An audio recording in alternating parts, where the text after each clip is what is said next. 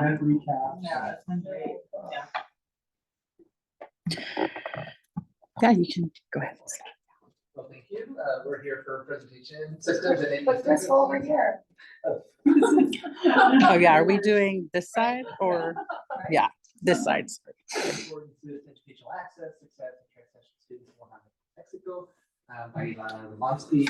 Just to tell you a little bit about Dr. Umansky. Her work focuses on the educational opportunities and outcomes of immigrant students, multilingual students, and students classified in school as English learners. Her recent projects include documenting education policies in Oaxaca, Mexico, and how they shape the experiences and opportunities of transnational students. Her work has been featured in American Educational Research Journal, Journal of Research and Educational Effectiveness, Educational Evaluation and Policy Analysis, and Educational Children, among other efforts. Please join me in welcoming Dr. Umansky. It's great to be here. Thank you guys for coming. I'm excited to share this work. It's very preliminary research from field work conducted last year and analysis that we're doing now. But I want to give a big shout out to my three co-authors and collaborators on this project: Mónica Jacobo Suarez, who is a political scientist at the Colegio de Mexico in Mexico City; Zaidet Ponce, who you'll see a picture of later. She is a doc student at the Benemérita Autonomous University of Puebla, but is Oaxacan and lives in Oaxaca. And Colette España, who's a language theorist and studied language education, and is faculty also at the Benemérita in Puebla. I'm going to be presenting on a project related to sort of systems and idiosyncrasies and how those shape the experiences that transnational students in Oaxaca have. But I thought I'd just mention that we've got a bunch of other parts of our analysis that are in process, and basically the idea is that we're all taking a lead on different elements of the analysis. So I just thought I'd point out a couple of things. Zaidet already was the lead author of a report, and the report was really focused on, I'm going to start this one. The report was focused on practitioner level, school level findings and suggestions. And just in December, she went back to all of the schools where we conducted field work and presented and turned in this report to the schools. It was very important for us to build sort of reciprocal relationships with the schools where we're at, and I'll tell you a little bit more about that later, but that was one of our commitments to them, was to be able to really come back to them with the findings and with some suggestions that really were derived out from the findings for their own practice.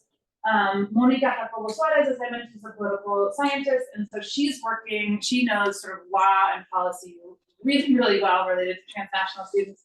So she's working on a policy maker-oriented publication, which is really looking at sort of the failure of implementation of a lot of Mexico's recent laws related to transnational students' access to education, and you'll hear some about that later. So she's working on that. And Colette España is working on a paper related to language ideology for transnational students, and sort of the ways in which Spanish, English, and students' indigenous languages are sort of playing out and interacting with each other in these spaces. Oh, and I'll just say one more. Zaidet is interested in the role of English teachers. They do not officially have any role with regard to transnational students, but one of the things that we found is that they play a really outsized role because they're oftentimes the only person on the school grounds who speaks the dominant language of the students. So they're playing a really important sort of role in supporting other teachers related to students, and then also supporting students themselves. So I just thought I'd say those are some of the other projects that we're working on related to this. This has been a really meaningful project for me. I'm a scholar primarily of US education policy related to immigration and multilingual students in the US. And this was a really incredible opportunity for me to sort of get a more full understanding of the lives and experiences of a lot of the students that I end up studying or working with or doing research around to try to support in the US. So it was a really wonderful experience for me, and I'm really grateful to Chris and Eli and Janice for the opportunity to have this funding that really supported the fieldwork. So I'm going to start with some context and framing. The first thing I wanted to talk about is US-Mexico migration. This is obviously a really important cross-national migration story that is large and historic for economic reasons, for political reasons. Obviously, a lot of the US used to be part of Mexico, and proximity reasons. So it's a huge, it's a very important migration story, but we end up, at least here in the US, predominantly telling a story about migration. In fact, I would say in Mexico as well, that's the predominant story, is about migration. But there really is a very important return migration element of US-Mexico migration. And there have been particular points in history where return migration has actually superseded out migration. And the year surrounding 2010 is the most recent moment of that. And the reasons for return migration are multiple and varied, but some of the big ones relate to family reunification. That was, I would say, the number one reason that we were hearing in Oaxaca. Also economic need, and of course, deportation. When a family returns to their community of origin in Mexico, many of them are bringing with them school-aged kids, whether they were born in Mexico or born in the US. And I'm going to refer to those students in this presentation as transnational students, but I recognize that there's a lot of different terms that are used for these students.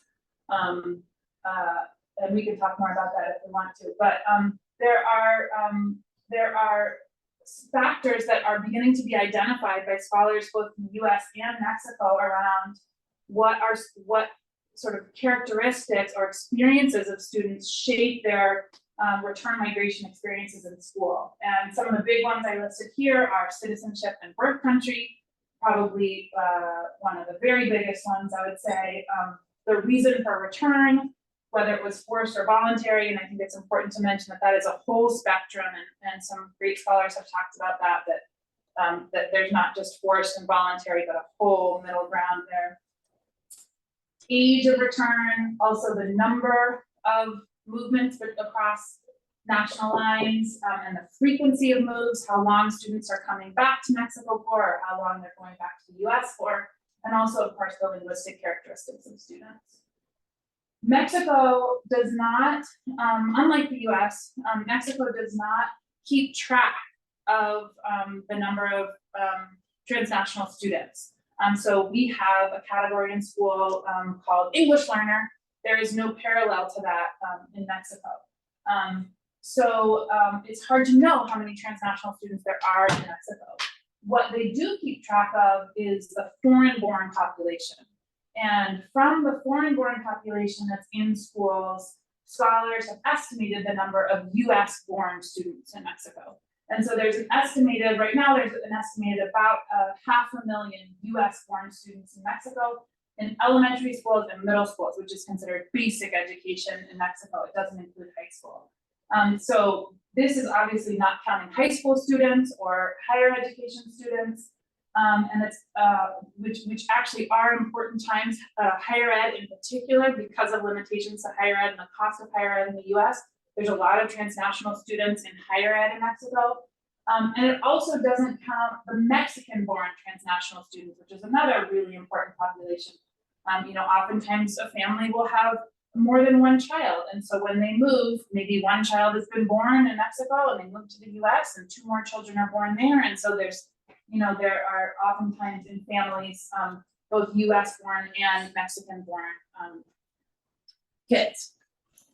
I want to talk a little bit about the Oaxacan migration context. Oaxaca has not historically been one of the states, it's a southern state in Mexico, and it hasn't historically been one of the primary return migration states in Mexico.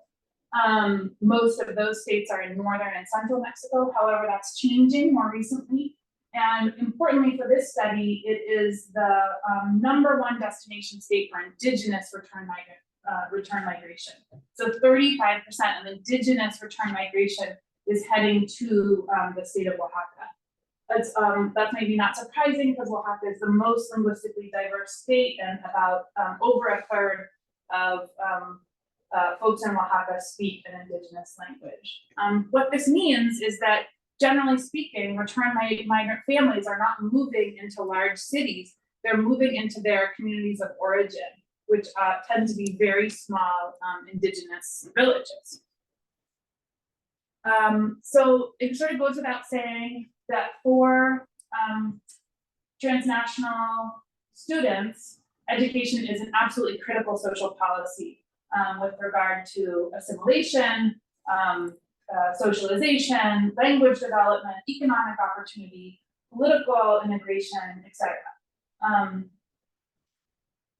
The language profiles, so this, I'm talking just a little bit about sort of the context now of these arriving students.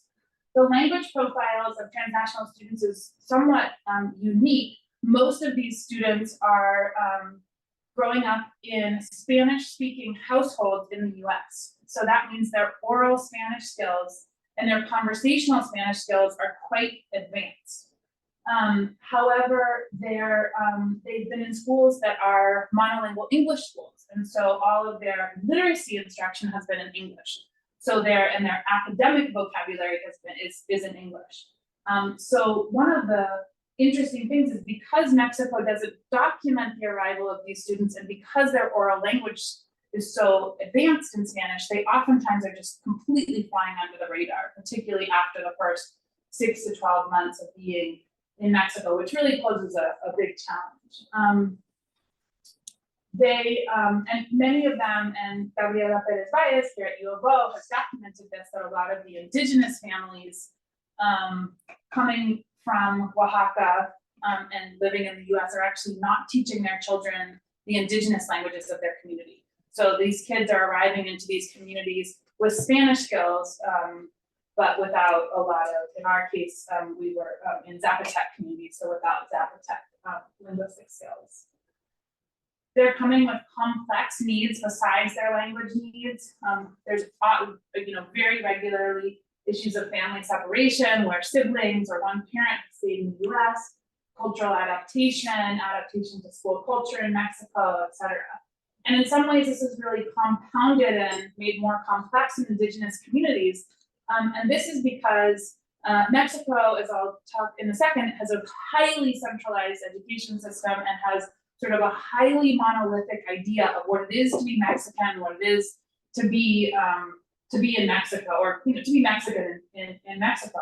And meanwhile, so they're sort of adapting into these schools with these very monolithic cultures. And at the same time, they're in these communities which are absolutely not a part of that monolithic culture in most ways. So they're really adapting to two totally separate cultures, languages, communities at the same time. And that's there are strengths to that, but there obviously are intense complications as well.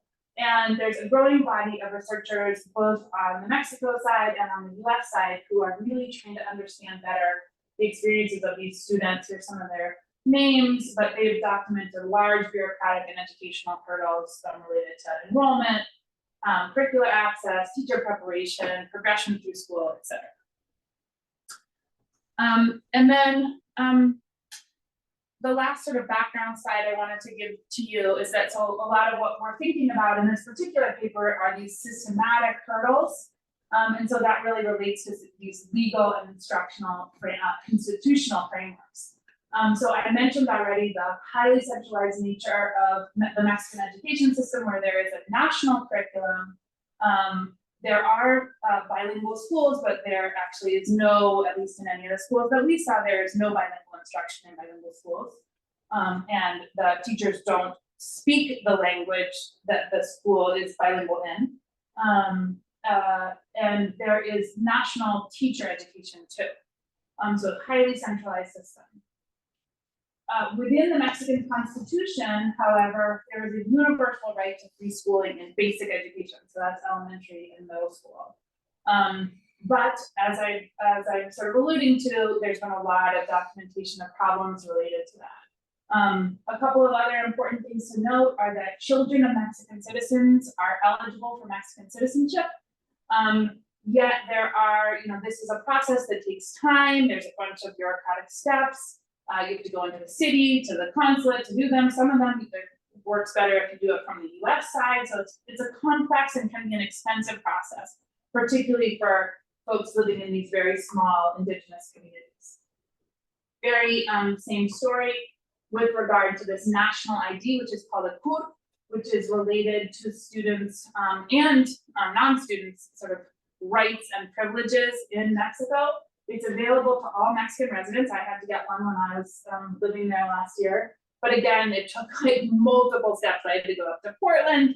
I had to do this, that, and the other. I had to go to the office in Oaxaca City several times, back and forth, pay this and that. So it's a complex process. As understanding of the challenges of these students has been growing, and documentation particularly of students not being admitted into schools at all, there was really a sort of a civil society, mobilization around this. And that resulted in very important legal and policy shifts just in the last 10 years, which really tried to lighten the burden of families in terms of enrollment in particular. So like removing this apostille, I don't even know how to exactly say that in English,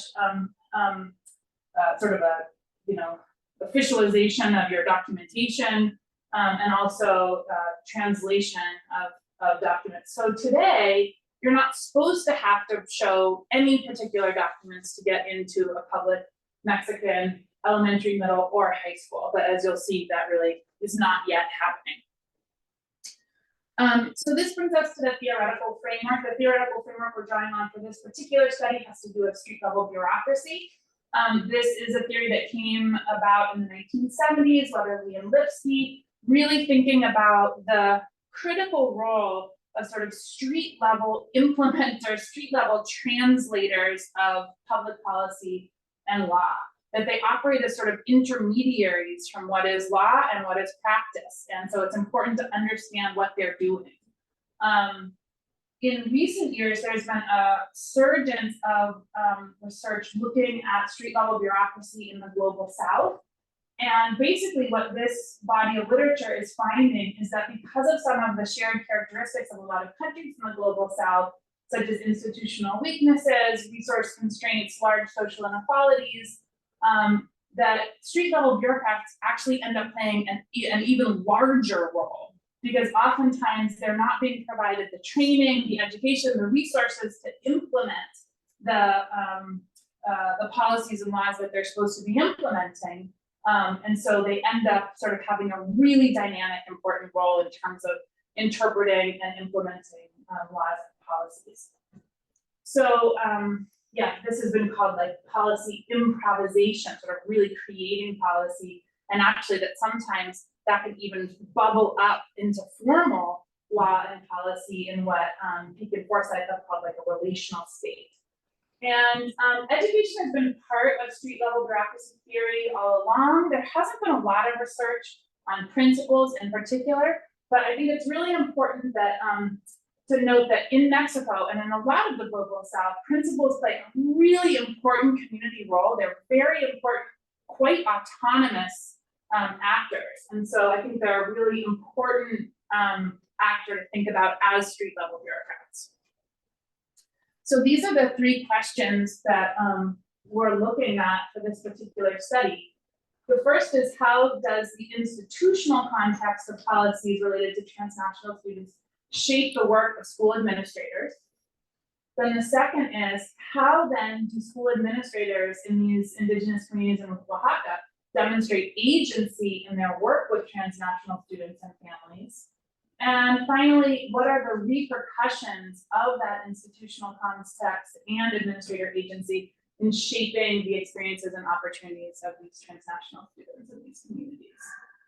So those are our three questions: sort of institutional effects on administrators, how administrators sort of take up the ball with that, and then what that ends up meaning for students. So here I promised you a picture of Zaydet. That's Zaydet right there. That's Carlita. She was our amazing driver. This was a big thing. We had to get to these communities each day and then get home. So she was equally important to our research team. Totally awesome. This was, you know, I mentioned that we really wanted to have reciprocal relationships and be in community with these schools that we are working in. And so we did a lot of different things. We basically just sort of made ourselves available to these schools. Some folks asked us to teach English classes. Some folks asked us to teach workshops on what the experience of transnational students was in the US. So I thought that was really exciting to be able to share some of that with teachers and community members. But we also did just fun things, like this was the celebration of the International Day of the Mother Tongue, which just took place a couple of weeks ago. This was this community that had this big celebration and invited us to participate in it for the International Day of the Mother Tongue. We collected data between December and April of last year in 7 schools, 3 elementary, 2 middle, and 2 high that were in 3 different communities. One was a very remote village. That's the picture here. You can see the beautiful mountains all around. One was also a village, but it was sort of a little bit more urban proximate. And then the third was a town, which was really a hub for the indigenous communities around it. Sort of smallish town, but very lively and busy. Our primary data were interviews and conceptual maps. For each person that we interviewed, we also asked them to draw out a map for us where we asked them specific questions. That was sort of a fun part of what we did. And in the end, we worked with 60 different people, 12 students, you can see the list there, but students, parents, teachers, school administrators, and then local and state leaders. So in this particular study, we're really trying to understand the role of administrators. So I'm going to focus on that. In the work that Monica is doing that I mentioned, she's going to look at administrators and parents, because parents are able to report in, like, did this actually happen, what their principal said, or did it not really happen? And I can give you a little bit of insights into that, but I'm not going to focus on that for today. So for our analysis, the first thing we did was we transcribed all the interviews. We sort of tried to read them together and generate themes and sort of big ideas that were bubbling to the surface. We then started coding. We did some iterative reliability at the beginning. We're just finishing up this process now on our last interviews of coding in Deduce. And for this particular study, then I created a memo template where I had a whole bunch of different questions for myself about specific elements related to institutional and idiosyncratic factors. And then I filled out the memo for each of the 6 school administrators. And now what I'm doing is I'm making these cross-stakeholder joint analytic memos. Okay, so I'll go into the findings. And as it says there, it's very much in progress. So I really look forward to feedback, any feedback that you have. So the first question, again, is how does the institutional context of policies related to transnational students shape the work of school administrators? So the first really critical area to think about is enrollment. And as I mentioned, this was sort of the impetus for these legal national changes in 2014 and 2017. What we found is what Peters and Campos call dysfunctional rules. So this is where rules are so opaque or contradictory that it's very difficult to implement them with fidelity. And that in the end, these institutional dysfunctional rules create limited access to school.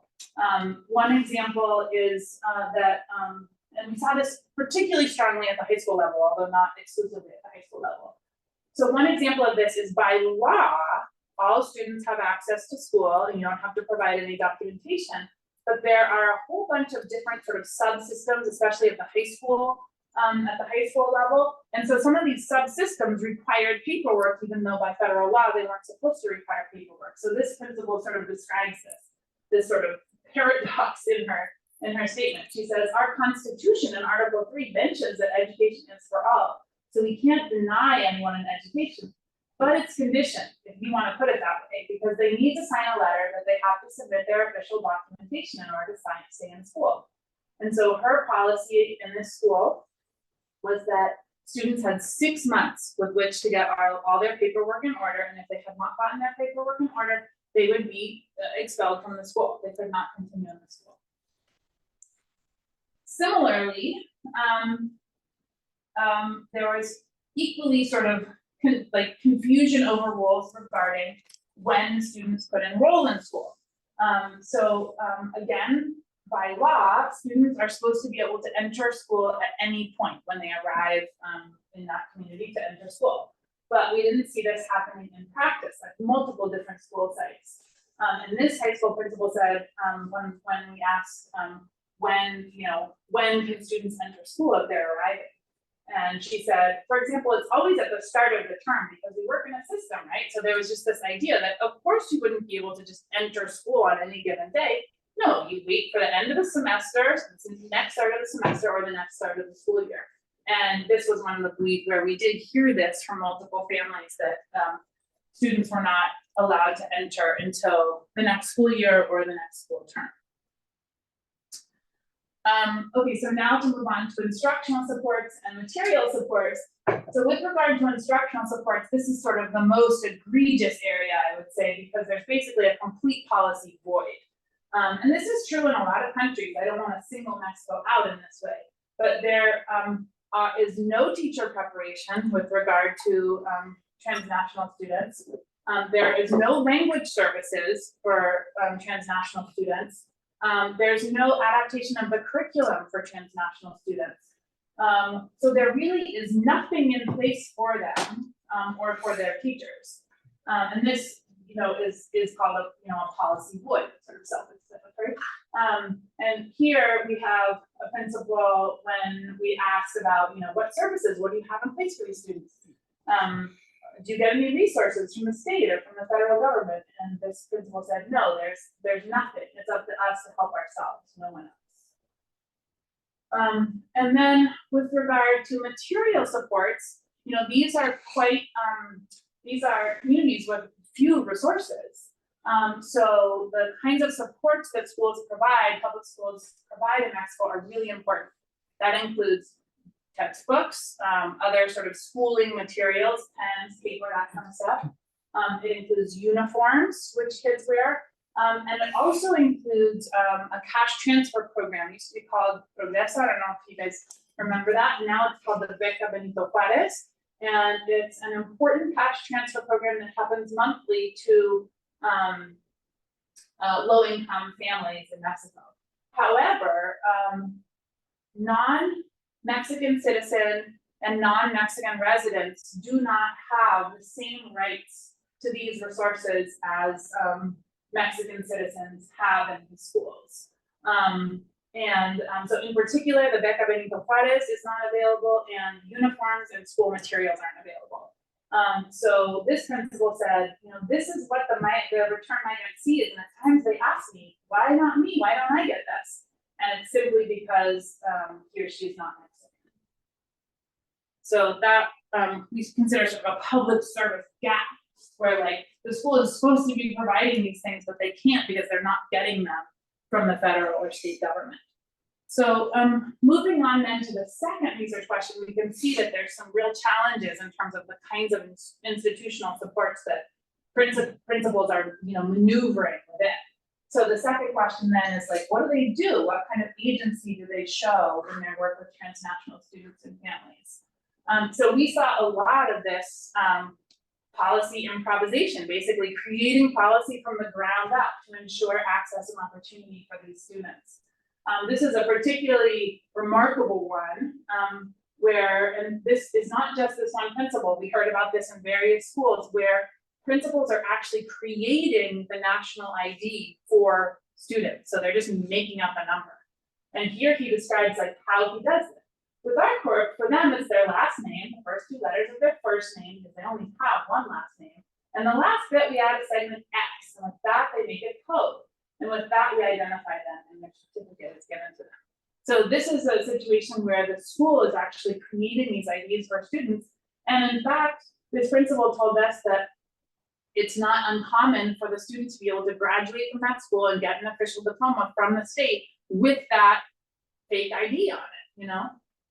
But this principal also went on to talk to us about how this becomes a big issue at the high school level. Because the high school, as I sort of alluded to earlier with those quotes from high school principals, is more formal, bigger, it's, in larger communities. These little communities don't have high schools. There, it was in the two high schools. One was in the urban proximate village, and one was in the town. So like a recent graduate from this middle school had gone to try to enroll in the high school, and what hadn't been able to. Then here's another example of this policy improvisation, where in this middle school, the principal, when a student comes in, he describes how he looks up the school, the arriving, he asks the name of the US school from the student. He looks it up on the internet and he picks up the phone, his cell phone, and he calls them. And he's like, hey, can you send me all the paperwork? You know, blah, blah, blah. And in this book, he's sort of explaining that he does that. And he's like, and they speak, at least they understand Spanish. And so I say, please send me, please give me your email and I will send you mine. And this way we begin communicating. So this is another example of really trying from the ground up to facilitate access and opportunity for students. Then moving on to instructional supports, we saw further signs of policy improvisation. In this elementary school, a principal is talking about how do you figure out like what grade or class to put a student in? And he described how he basically just creates an off-the-cuff assessment, informal formative assessment. And he says, let's see, write dog. And the child, well, he doesn't know how to write dog. He doesn't know how to write what we enunciated, a dog ate a tamal. So officially we submit his paperwork for second grade because that's his age. But internally we put him in first. So this is a way in which the school is trying to identify what are the language needs of this student. They think, no, we better put this kid in first because they don't know how to read or write in Spanish yet. But you can also see that there's going to be some negative repercussions of this because this student is now going to have lost a year of school. We also saw examples of what's been called in the street level bureaucracy literature, alienative commitment. This is this idea that like, if the sort of institution is not providing you with the resources and services and training that you need, you can sort of start to just distance yourself from the whole thing and basically be like, you know, I can't deal with this. I'm not able to do this. And we did see some evidence of this too, like this elementary school principal who says, for you to work with them, teacher, you must do it on your own. We don't have a pedagogical solution that lets us work with them. So basically this principal was saying, you're on your own, teacher, figure it out. And then finally, in the second research question, thinking about material supports. And this again is the fact that these families and kids don't get access to this conditional cash transfer or a lot of the more material resources in schools. And we didn't see any sort of workarounds that people talked to us about the cash transfer, but we did see workarounds around the uniform in particular. So this middle school principal talks about like, well, you know, we've got sort of like a stash. There was a kid that left, and so we like tucked away the uniform. And when we had this girl arrive, we gave her the uniform. So they're sort of trying to work around getting these students the materials that they needed, even in the absence of them from the federal or state government. So finally, this is the last finding slide, and this is sort of where I'm still working on this. Well, I'm working on the whole thing, but in particular working on this third question. What are the repercussions of this institutional context and administrator agency in shaping the experiences and opportunities of transnational students? So, you know, the first thing here is that we saw a lot of barriers to enrollment, especially for undocumented US citizens in Mexico, and that is the word that they use. They talk about being undocumented in Mexico. and for older transnational students. So we saw examples of unawarded credits, like students coming from high school and not getting their credits awarded when they got to Mexico, same with middle school.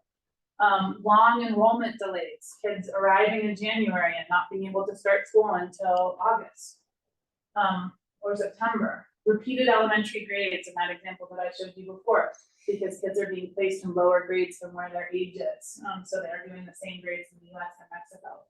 And then tenuous access, especially to high school, but also lower grades. So this was one of the things we couldn't really talk directly to was kids who didn't enroll at all, you know, because we didn't have access to them. But we heard a lot of stories about this, including from the siblings of some of the kids that we talked to and the parents. And in fact, the only other time I presented this was a week and a half ago at the Sociology of Education Association conference. And after I gave the talk, a woman came up to me and said that had been her experience, that she had moved back to not Oaxaca, a different state in Mexico in high school, and had not been given entry and was out of school for 2 years before her family returned to the US. She's not getting her doctorate, so she's clearly kick-ass lady. Second repercussion is this positioning of transnational students as an inferior class of students within schools. We really saw this. It's sort of interesting. You think that, like, would there be some cachet around being American, being an American citizen, speaking English? Sometimes we saw a little bit of evidence of that, but in general, we saw much stronger evidence of being positioned as an inferior class of students within schools.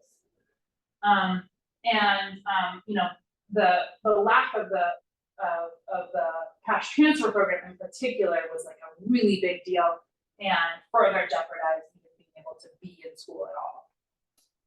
We also saw psychological impacts of being invisible in the school and just having no supports whatsoever, just a total sink or swim situation. We talked to a lot of parents and a lot of kids where this had been a very difficult process. And I don't think that either is unique to Mexico. I think it's an intense process, as you were talking about, you know, when you learn Spanish, it's an intense process to learn a new language. And there were some real elements of real difficulty here because of the sort of complete absence of supports in place for them, and the fact that they really were basically invisible in these schools, particularly once they had enough Spanish skills to not be sort of spotted by their teachers easily. And then finally, you know, we're thinking more about this, but this complexity of being in these indigenous contexts. In some instances, we saw real strengths around this. These close-knit communities, networks of support, extended family. But we also saw elements of this that was very difficult. One student described to us, you know, she was working in her aunt's little shop on the corner, and some lady came in and tried to buy something in Zapotec, and the girl didn't understand, and the lady was like, "What are you doing here? Go home. You don't belong here."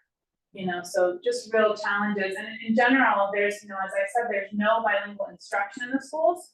But in these villages in particular, the kids are speaking Zapotec with each other in the classroom when they're talking with each other, at lunch, over break, on their way home. So this is a challenge. These kids are now trying to learn Spanish and trying to learn Zapotec, which is amazing and incredible because some of them are really accomplishing that. But it is a challenging context to be in.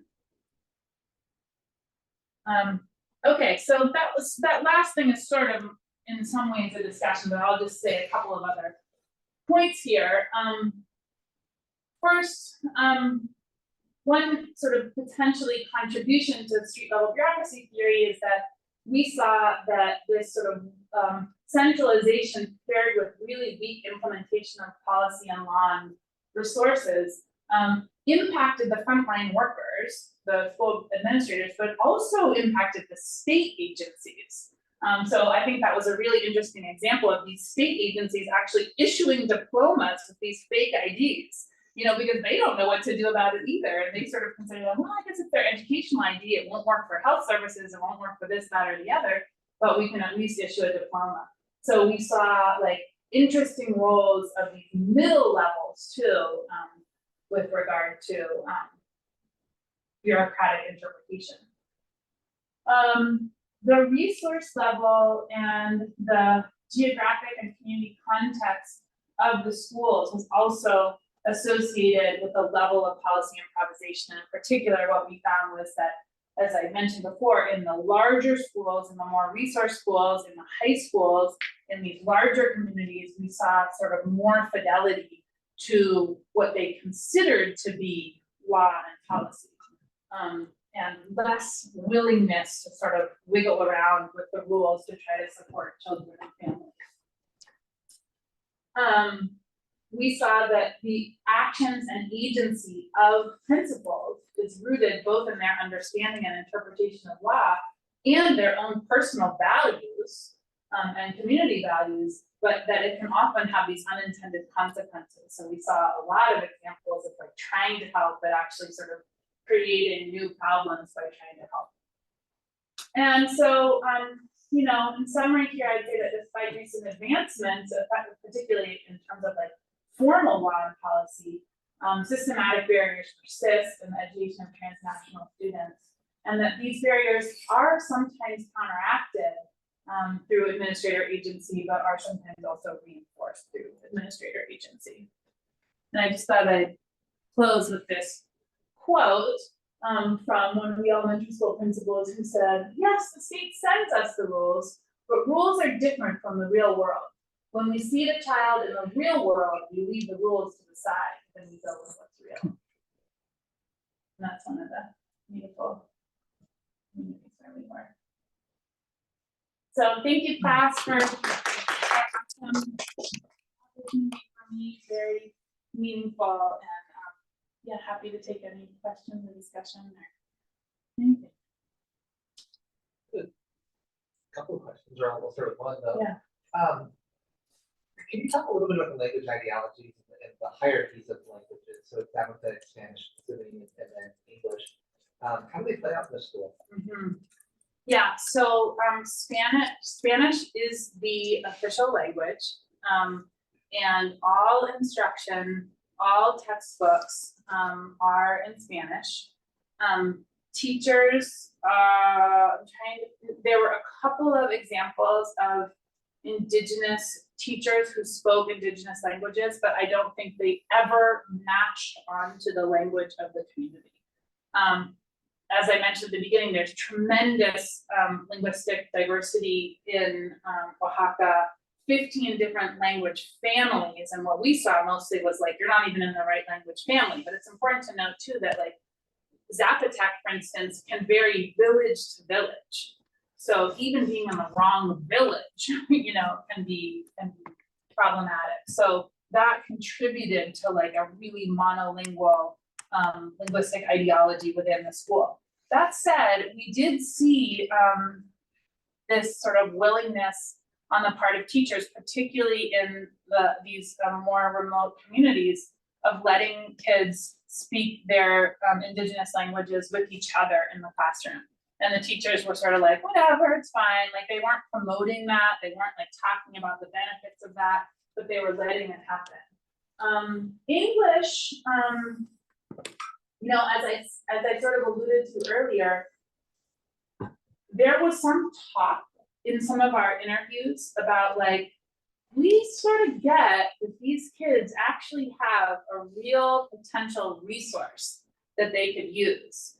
So like one school talked about one amazing, this is, you know, I mentioned earlier the role of English teachers. There was one amazing English teacher that we spoke to, and he was saying like, I want to set up a program so that these kids have the opportunity to like work in the tourism industry in these communities so that they can use their English and support economic development and earn a living and all these things.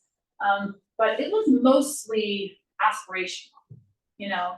In general, there was like maybe a little bit of like mystery or something around speaking English, but there wasn't a lot that we saw. There wasn't a lot of importance given to students' multilingualism. Yeah. So it was sort of an interesting and maybe a little bit surprising language hierarchy. Certainly in the community, as that story that I talked about where the woman told the girl she doesn't belong, in some of these communities, and this is an interesting thing, like some of these communities have worked so hard to maintain their indigenous languages. Mexico has not been kind for communities trying to maintain their indigenous languages, right? And some of these communities have worked so hard, but it's also contributed to this experience of transnational families feeling like they don't fit in then. So sort of a complex dynamic. Yeah, I had sort of a related question, because I mean, you really feel for these students who are being denied resources and access, right? Yeah. How much of that is punitive, and how much of it is just a matter of funding and access, just resources for schools? Yeah, that's a really great question. I would say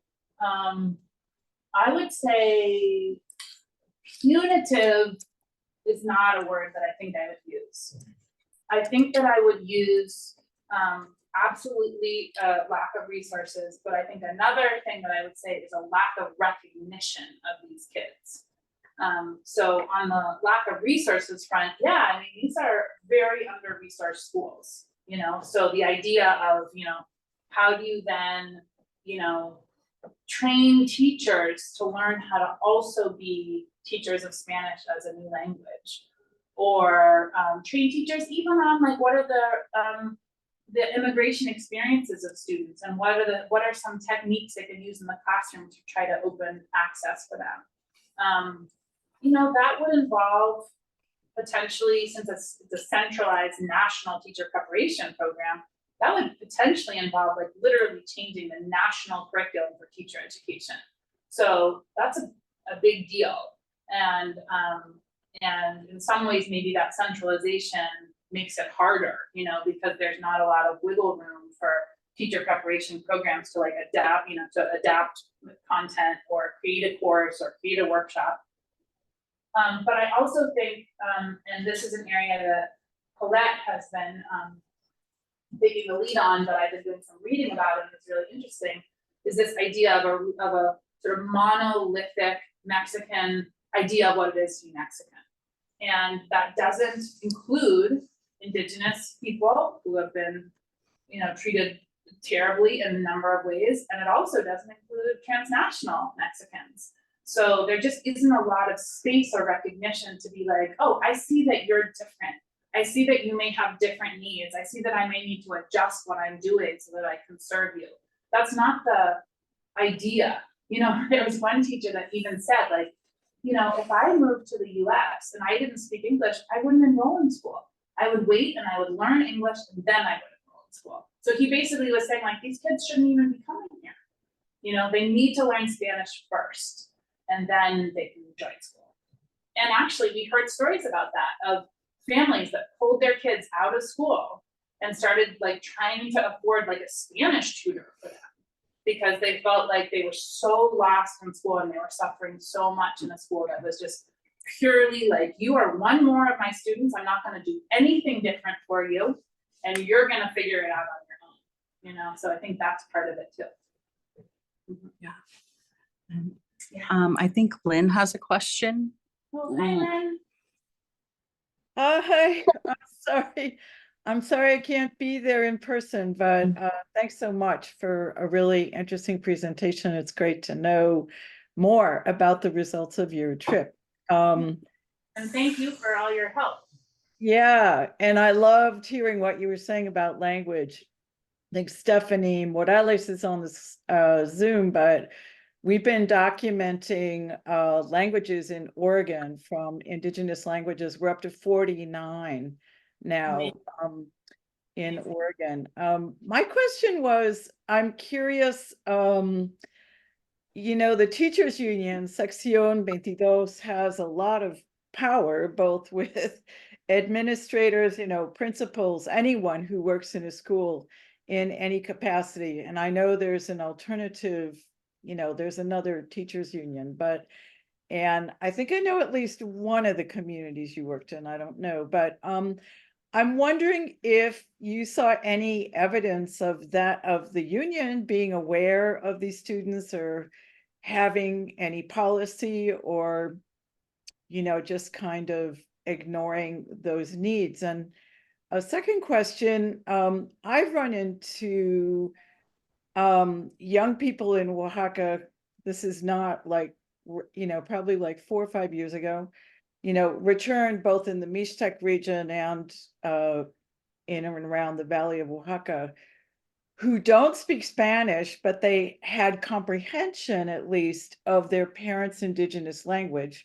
One of the Mixtec languages, there's Zapotec languages in English, and that was kind of like what they were walking around with. So 2 different questions, but thanks for your comments.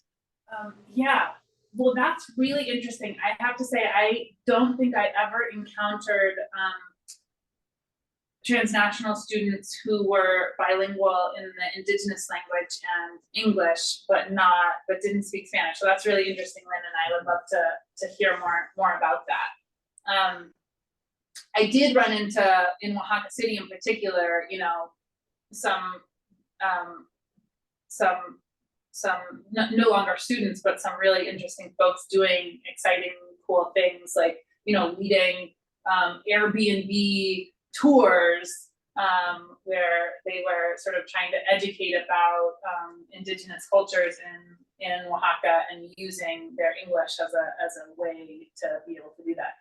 But I didn't see exactly what you described. With regard to the unions too, I'm probably not going to have a great answer here. I will say that I was very aware of the power of the teacher unions in Mexico and in Oaxaca in particular. And so I wanted to interview, as I said, one of the stakeholder groups that we worked with were state and regional leaders. And I really advocated for trying to talk to the unions. And my Mexican colleagues really put the kibosh on that. They did not want me to talk to the unions. They felt like it was just too problematic, too many issues. So I don't know. I can't even remember exactly the reasons why, Lynn, and maybe you have some ideas there. The unions came up a little bit just on their own. We weren't asking teachers about the role of the unions, but I would say when they came up, it was typically not in a good light. Like one of the ways in which I recall it would come up is this idea of, and Lynn, you may know more about this than I do, but of if you leave your post as a teacher, there are some contexts in which you get to appoint a replacement teacher, and that teacher does not need to be trained as a teacher. So there was complaining about sort of identifying and appointing, relatives as into these teacher positions without any educational background, and how that further, it made the educational context of these transnational students even worse. So that's one of the examples that I can think of how unions came up. But I don't know if you want to add anything there. No, let's let somebody else ask a question. Thank you. Hi, thank you for a great presentation. So interesting and important. I have a couple questions. I'll just pick the ones that are maybe the most generative for discussion. But I guess one thing I was hoping to learn a little bit about is like exactly like who are the principals? Like are they from the communities? Are they former teachers? Like how do they get appointed? How does that background? Because like, Lynn and I also do a lot of sort of like street level agency stuff in courts, and it's always interesting to me to think about like how does somebody's worldviews and own perspectives sort of shape the way they use the agency that they have on the ground. So I was wondering if you could talk a little bit about like who the principals are, what their backgrounds are, and then also you sort of have already implicitly sort of talked about sort of how they identify these students, right? Like, so are they seen as a nuisance? Are they seen as having certain, like a different culture? Like how do the views of these students shape how they use that agency, if that makes sense? So the room for maneuver that they have on the ground. So yeah, I guess I'll start. Those are two great questions. I'll start with the second one. I think, so first of all, I would say that one of the more surprising things is that principals themselves oftentimes did not know who these students were. What we would end up doing was that we would go to, we would usually be introduced to the school from a community leader or another principal from another school and another community or something like that. And we would go and we would talk to the principal about the project and see if it would be possible to collaborate with them in this way. And we would let them know who we were talking about. And there was almost always like profound confusion on this part and on the front of identifying these students. And that's because what the schools document is non-Mexican born students, which I think in every case in these communities we were in meant US born. There weren't any kids being born in other countries. So at first the principal would be like, oh yeah, of course, like I can tell you who was born in the US, but actually a lot of kids who are born in the US are returning to Mexico prior to entering school, especially if we're talking about, elementary school principals, because the kids are coming back young anyway. So we have to say, no, in order, we're interested in this sort of schooling transition from a US school to a Mexican school.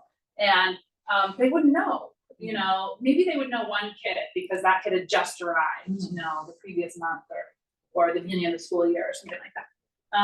But in general, they had, they would have to then go through a process. We'd come back, they'd be like, okay, I think we can figure this out. And they'd have to go teacher to teacher. And we would come back like a week later and they'd have this like little handwritten list that they would have compiled of kids. But I would say in terms of their attitudes about the kids, they were mixed. There were some principals who talked about like sort of cultural diversity a little bit and trying to have events or things like that. And they would say, we've really been trying to have events where kids can speak their indigenous languages. And now that I'm thinking about it, we should really allow kids to speak English too. And we should have kids present in English. And so this idea that there was that strength there, linguistic and cultural, diversity and strength.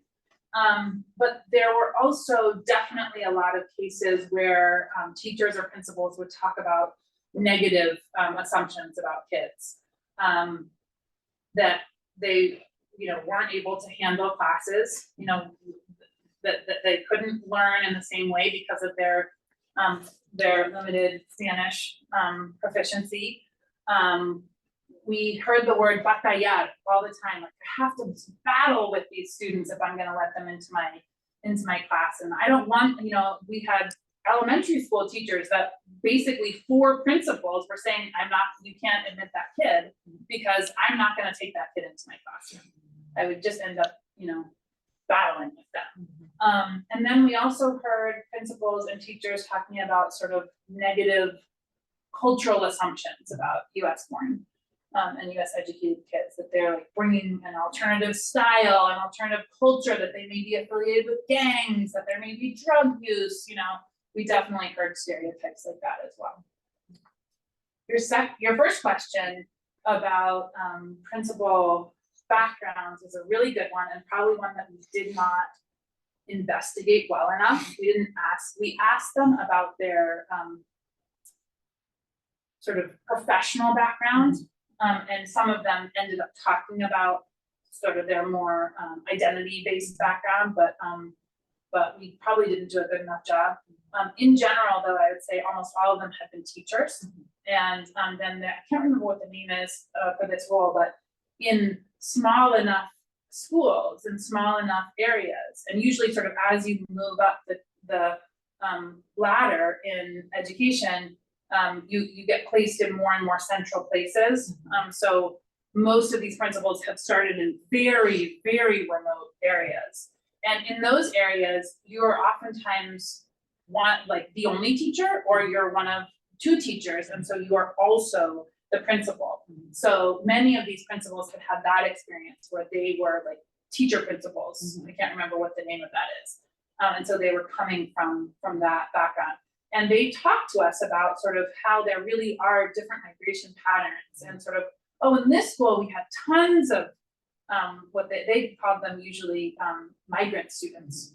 We had tons of migrant students in this school, but then not in that one. And then yes, now again here. So, you know, they had varied experiences around migration too, but we probably didn't do a good enough. And like I said, I don't think there was any sort of indigenous language matching, but we probably didn't do a good enough job of finding out more about the principles themselves. It looks like Azucena wants to ask a question. Can you see me? Hi, can you hear me? Hello. okay? Hi, thank you so much for presenting. This is really exciting. I learned about it. So I'm a student at Lewis and Clark College, and I learned about it because Elliot, I don't know if you know Elliot Young, he shared the opportunity. Great. But anyways, I want to share or just comment that my parents are from Santa Catarina, Nortepec, Oaxaca, and my parents speak Mixteco. And when you mentioned the experience of a lot of indigenous families or indigenous parents not passing down their indigenous language, choosing to speak Spanish, and how that literature is not really like, there's not really either enough theoretical frameworks to explain the reasoning or that is representative of that experience. But I'm doing my thesis work on indigenous, well, looking at my family and extended family members as a case study to explore like this experience of how is indigenous heritage during how is indigenous heritage transmitted across recent generations, and looking at my family and myself. And language is definitely something that really comes up and that is a marker, especially through the state, to be able to identify who is indigenous and who is not. But I think, Lynn Stefan, who was just here, and her work with using the framework of trans-border lives, of crossing borders that are more beyond national. It's also cultural, ethnic, linguistic. And I don't know, I'm just really fascinated with all this work, and I'm just very like healing my inner child of not being able to see this type of experiences represented in my education.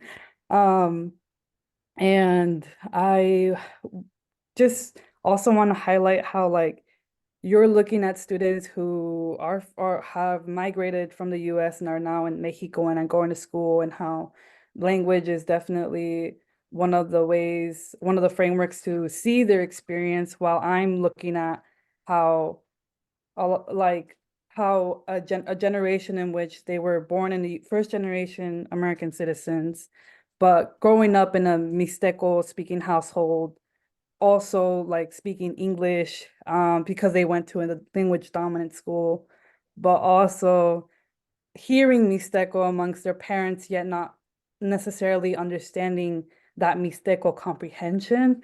And so I just want to I don't know, I don't know what your thoughts are on that, or if you have any comment about how these students were either reflecting on their own identity of, being some part of their lives was in the US, and now a portion of their lives is now in Mexico, and how does that differ if they have indigenous heritage of again, like part of themselves are in the US from experiences, and then now they're in Mexico, but also living through even though AMLO is during his inauguration years prior, he had like an indigenous ceremony. Like, even though he claims some of that indigenous heritage, he still does some policies that repress indigenous people's rights.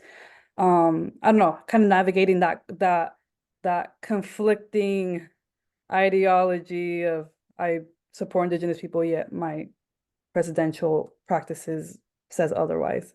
I don't know. I just went through like a whole lot of things, but I am really excited and That's really amazing. happy. And thank you so much for sharing all that. And I'm really excited about your work, and I would love to stay in touch. And I hope you can see my email is not too small there, but it's just Ilana, ILANAU @uoregon.edu. So I would love to be in touch. but super important work. And I think one thing I would say is that we did for the parent and student interviews, that our last question, our last question was, what do you want your student names to be? But our second to last question was, can you tell us a little bit about your identity? And then we would say, like, you know, do you feel binational? Do you feel Mexican? Do you feel indigenous? Do you feel American? You know, we would sort of provide some ideas of what we meant by how do you think of your identity.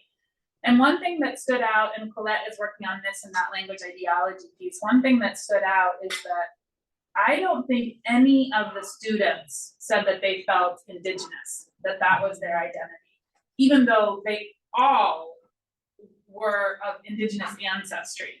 And many of them had parents who were themselves, you know, bilingual Spanish, indigenous language. It seemed to us at the time that indigenous identity was very closely associated with feeling like you could speak the language of your community. And because these students were struggling so much with that, they seemed to, and some of them even said this, well, I don't feel indigenous because I don't speak Zapotec. And they would say that. So that was something interesting that maybe is fodder for thought for you, Azucena. The other thing I would say about identity is that we definitely saw that because there were so many more obstacles at the high school level, it seemed like a lot of students were maintaining their American identity pretty strongly, and a lot of them were talking about, I'm gonna go back for high school because I'm not gonna be able to enroll in high school here. And some of them were like devastated about this. Some of them were like, my mom is sending me at the end of the school year and I don't wanna go because I'm gonna be leaving my abuelita, I'm gonna be leaving my tias, I'm gonna be leaving my whole community. You know, so some of them were quite upset, but I think there was a real sense of like, I'm American because I'm not accepted into these schools and I can only get so far. Did you have another question, Azucena?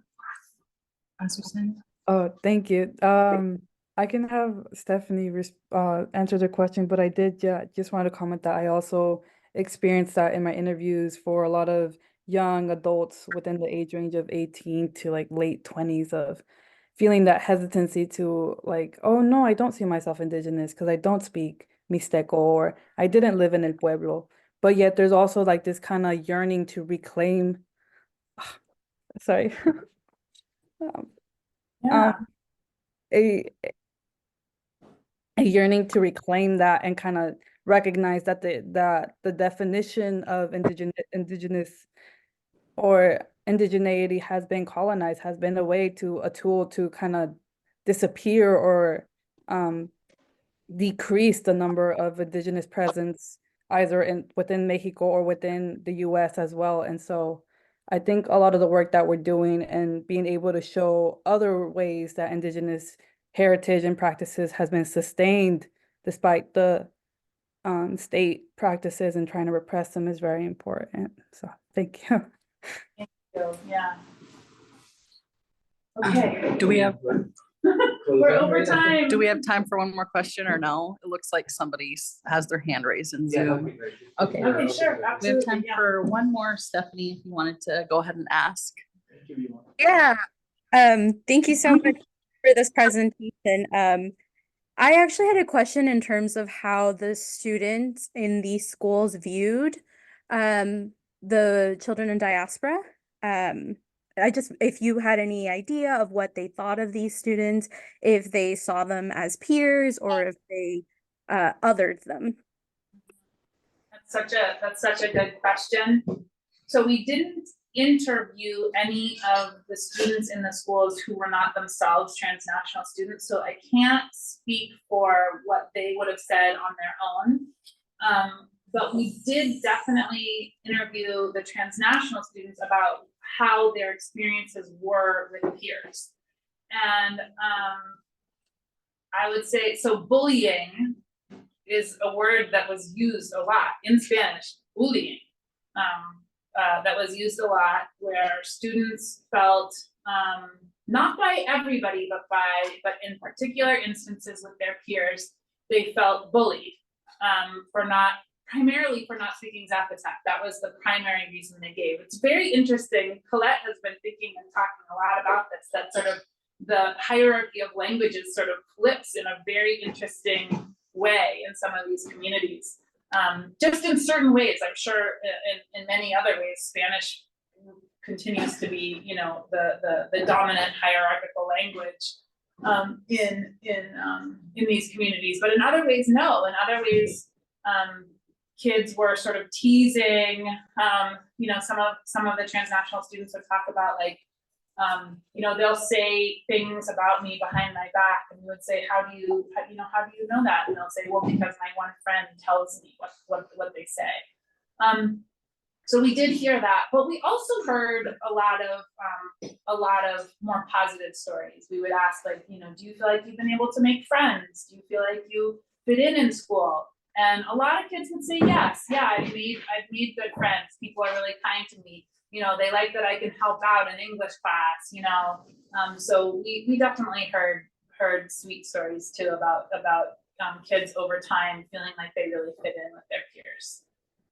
Yeah, thank you so much. Yeah, I am definitely interested in that linguistic flip because my family is also from a town in the valley of Oaxaca, and usually it's there is more of an incline towards English as opposed to Zapotec. So this is all really fascinating to see that linguistic flip. Thank you so much. I think it's really interesting, and hopefully we can learn more about it and really try to look really closely about it in our data. Because yeah, it's sort of, in some ways it's sort of exciting. You know what I mean? In some ways it's really cool to see Zapotec having such a powerful force in some of these communities. Yeah, thank you so much. Thank you, Stephanie. Thank I'd like to you. thank you, Dr. Umansky, for your presentation, and to those of you on the Zoom for attending as well. Yeah, thank you. Thank you, everyone. Okay. Thanks, Chris. Thanks for being here.